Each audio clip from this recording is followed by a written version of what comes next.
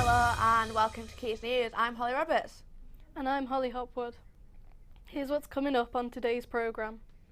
Universities across the country have been striking for a second day in hopes for a positive change for education. With the cost of living crisis affecting people across the UK, we will try and take a look at the effect it is having on our furry friends. And with it being Black Friday, we see how our shoppers are feeling.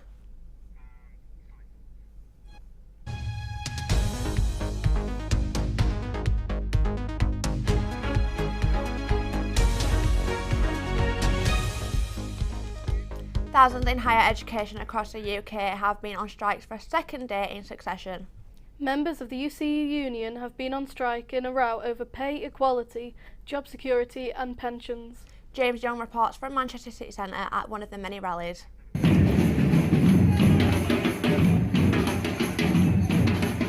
70,000 university staff have turned out like never before today, protesting about a lack of pay, pension schemes and poor working conditions across the country. These were the scenes outside Manchester University earlier today in Manchester, blocking the roads and making sure that everyone was aware of what the aims were of the UCU. I'm a student. I'm in support of the staff and the teachers and the university professors. But you know, these kind of strikes should be done in every section of the working class. So we should get back our rights. And, they should take care of the rights that we have on the economic level, on the social level. Yeah, that's the main reason for this strike. Why are you on strike today? Pay, fair pay and overwork, bad working conditions. People are working 60, 70 hours a week. And it's been going on for a long time, so it's a combined thing, yeah. Students and teachers are on strike today against poor conditions, pay and pensions, and as you can see behind me, it's getting quite tense and hostile here as people are frustrated about the conditions that they've been facing over the past 5 years. Pay has been frozen, the conditions are not as good as the teachers and the students want them to be, and they're as frustrated as you can see behind me. These were concerns also put forward by Salford and Eccles MP Rebecca Long-Bailey, who supported the strikes. And again, they're not just on strike for better pay. They're on strike for the future of universities themselves, because they know how important the university sector is. They know that it's about training up the people of the future to play their part in our whole society and economy. They know that universities are integral in innovation and developing the products of the future. And how are we going to be able to do that? How are we going to be able to lead the world if the staff who deliver that work in universities are so ground down and demoralised? With the Royal Mail also on a coordinated strike today, it doesn't look like this is an issue that's going away anytime soon, with nurses also planning to go on strike in the upcoming weeks. James Young, Quays News. Not only are many universities striking, but also the Royal College of Nursing have announced their own plans to strike next month on the 15th and the 20th of December in a pay dispute with the government. We are joined by Erin Marshall live in the studio to tell us more about her worries and concerns as midwifery student during these times. Hey Erin. Hello. So obviously you're a midwifery student, like we just said. How is this strike affecting you? So I think it's going to cause a bit of chaos, I can't lie. I think, you know, it'll affect waiting lists and stuff, especially in the hospital for those like 2 12-hour shifts. But I think in the long run, probably the benefits will outweigh the risks because we need that awareness. I mean, this is the first nursing strike ever. So, you know, something's got to change. Yeah, so how do you think us that are in the health industry can help support this strike? I think just raising awareness. I know we had a midwifery strike on Sunday and there wasn't as big a turnout as we wanted, a protest rather than not a strike. And I think what was great about the pandemic is it made awareness to the NHS by doing that clap every Tuesday, but we need more help now because we're massively understaffed and underfunded and it's not fair. Yeah, so when you are going into your career, how has this changed how you feel about that?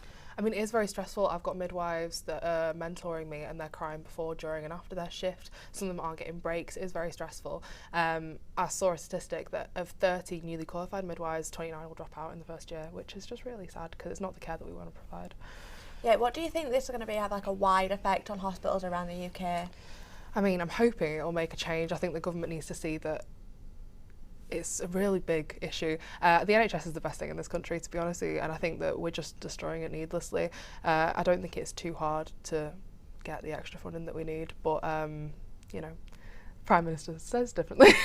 So we just need to support our fellow NHS staff and make sure that they're feeling raise awareness. good and amazing. raise awareness. Yeah, thank you, Erin, that's all right. for that insight. As the World Cup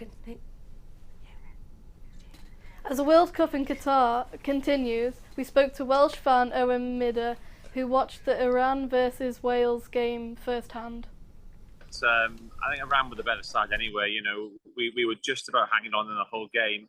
But you're right, it's what sort of, you know, it was flick the switch and we had to try and go for it then to you know, to hold on to a point. And then once they scored, you know, we throw men forward to try and, you know, pull them back, and the second goal was inevitable, really.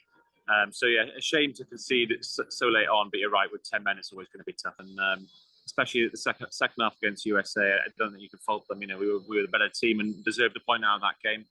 Today it was tough because, I mean, the heat here is incredible. You know, the lunchtime game as it was today, you know, it must be 32, 33 degrees out on the pitch. So it's really tough conditions to work in. And I think they tried so hard to get a result, and it was a shame they couldn't. But yeah, you can't fault the performance, and Iran were the better side in the end today. It's an odd place. It's certainly unusual, and you know, you wouldn't think it's the first place you'd hold a World Cup. I mean, obviously the heat is tough, and I think we were all hoping it would be sort of low to mid 20s, but it's been hotter than usual for November out here. Yeah. It's the culture is different. You know, it really is a two-tier system out here. You know, you see the actual ethnic Qataris, almost one class, and then there's all the migrant workers you see, which makes up the majority of people. like it was an amazing once-in-a-lifetime opportunity. Black Friday has come around as companies continue to give big shoppers big discounts in all their favourite stores. But how is this Black Friday different to past years?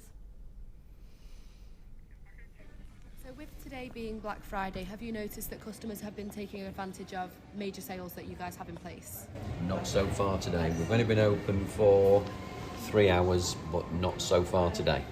And with the cost of living crisis, have you noticed that customers have been deterred from shopping due to how expensive everything is? It appears so compared to previous years, Black Friday on previous years, I would say so, yeah. And finally, we all understand the effect of the cost of living crisis as many are unable to heat their homes. But I went to find out the impact this is having on our four-legged friends. As the world shifts around us, more and more animals are feeling the effect of the cost of living crisis. We've got little Huey here. He was abandoned outside some shops in Fallowfield, was brought in by somebody that found him, and he's been here ever since, bless him. And we've got one that we think might have been abandoned because it was found in an area where there's no houses whatsoever, which is in Trafford Park, and it was found in a car park. And we think that one's actually been abandoned because basically there's no houses near it and it couldn't have got there on its own, bless it.